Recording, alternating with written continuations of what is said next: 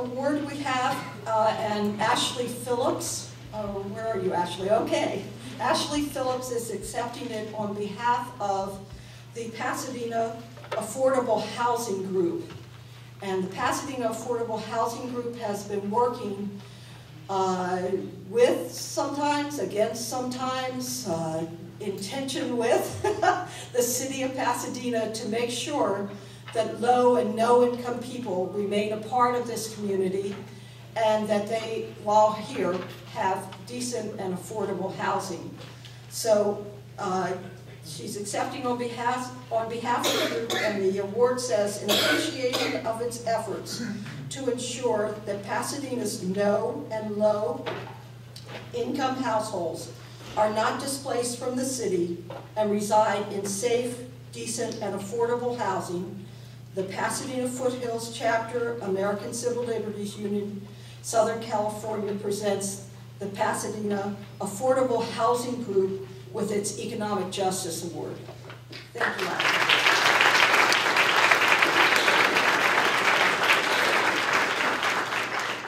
I'm not going to read off the one other award, but it's to Liz Schroeder, who is like the wind beneath our wings. Oh no, the wind beneath our wings. She is the person in the affiliate office who has been of assistance to us throughout the year and makes our life so much easier as a result.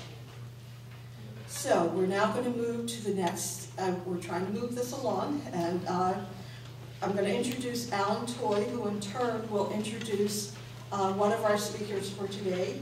Alan is the president of our affiliate.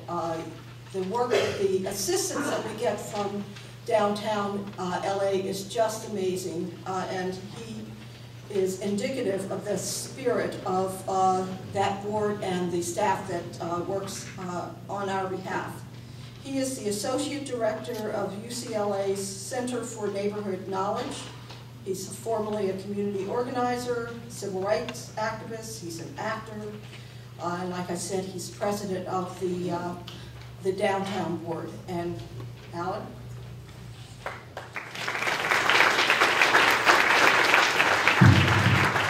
Thanks, Michelle. And thank you all for showing up today. This is an incredible gathering, and I'm really, really impressed to see so many people here.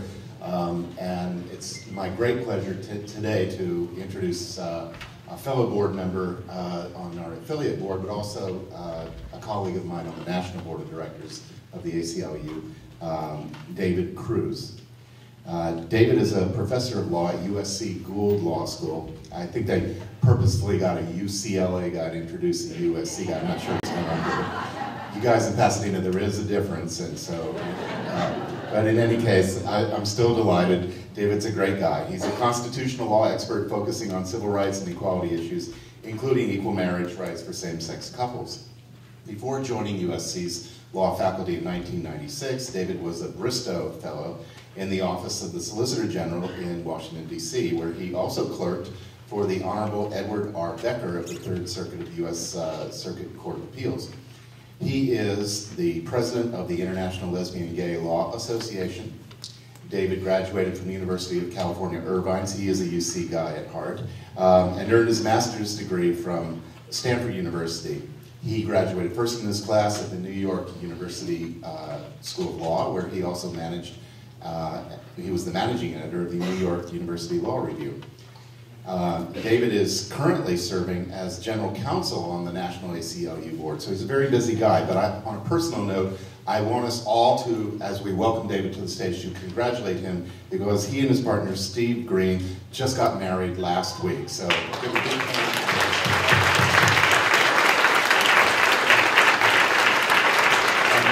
Before David my understanding is that if you have a question for David, and we'll be able to take a few, but he's got a very important event tonight, which is an event in opposition to Proposition 8, and he's got to leave relatively soon, but he's going to take a few questions. So if you have a question, raise your hand. Somebody will come around, give you a card. Those cards will be brought to me, and I will try to get a few of those questions fit in. Okay, thanks a lot. Take it away, David. Thank you very much for that introduction, Alan.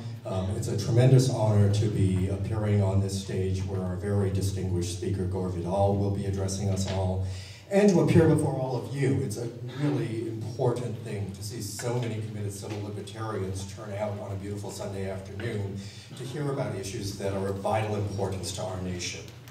Though there are no clear blockbuster cases on the Supreme Court's docket so far, if it ends up getting an appeal challenging the constitutional power of Congress to have reenacted the Voting Rights Act in 2007, that could well be such a case.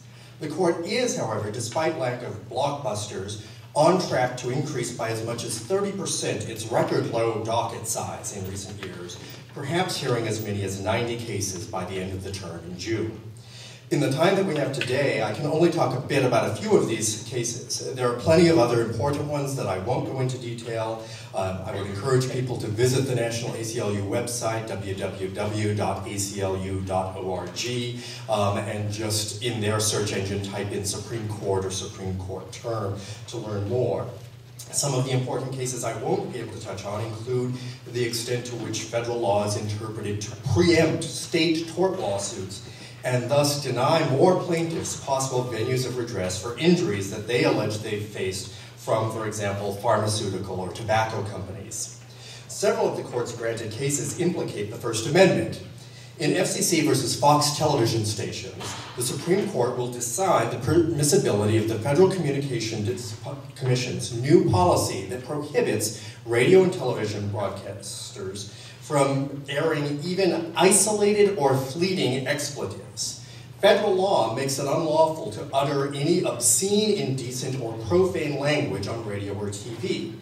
Since 1978, when the Supreme Court upheld the FCC's censuring of Pacifica Radio for airing George Carlin's monologue, Filthy Words, you may have heard the 7 dirty words bit, the FCC has only acted against broadcasters that used non-obscene but indecent language in a sustained or repeated way. That policy was consistent with the statement in the Pacifica decision that, quote, the Commission's holding, and certainly the Court's holding today, does not speak to cases involving the isolated use of a potentially offensive word in the course of a radio broadcast, as distinguished from the verbal shock treatment administered by respondent here. Carlin used his 7 dirty words over 100 times in less than 12 minutes. The FCC's new policy and the current lawsuit grew from complaints over the Golden Globes Awards broadcasting Bono of U2's acceptance speech, where he gushed, "This is really, really fucking brilliant, really, really great," as well as complaints about Cher and Nicole Richie on the Billboard Music Awards aired by Fox, also using the F word or talking about stepping in bullshit on the Real Life program, or Simple Life, sorry. The television station sued over this new policy that explicitly said, well, even if it's just an isolated fleeting occurrence, we can punish you for that. The Second Circuit Court of Appeals held that that new policy was not authorized by the statutory scheme, that the change to the new approach had been arbitrary and capricious, and suggested that if that really were the new policy, and even if they came up with a justification in policy for it, that it might violate the First Amendment. The court suggested that the FCC go back and try to better explain why they changed course after decades, and instead it asked the Supreme Court to take up the case, which the court did. Even if the court finds the regulatory change to be consistent with the statutory regime, though, it's unlikely to reach the constitutional issues that are lurking in the background. Whether the FCC's authority to regulate indecent speech on television and radio is even permissible under the First Amendment, given that it's beyond just obscene speech, which is said to be unprotected, given the arbitrary way the Commission has enforced its ban, and given the FCC's lack of regulatory authority over other media like cable television or internet. That constitutional argument may have to wait a further round of litigation in the lower courts. This case will be heard on Election Day, Tuesday, November 4th. So think of it as you remember to vote that day.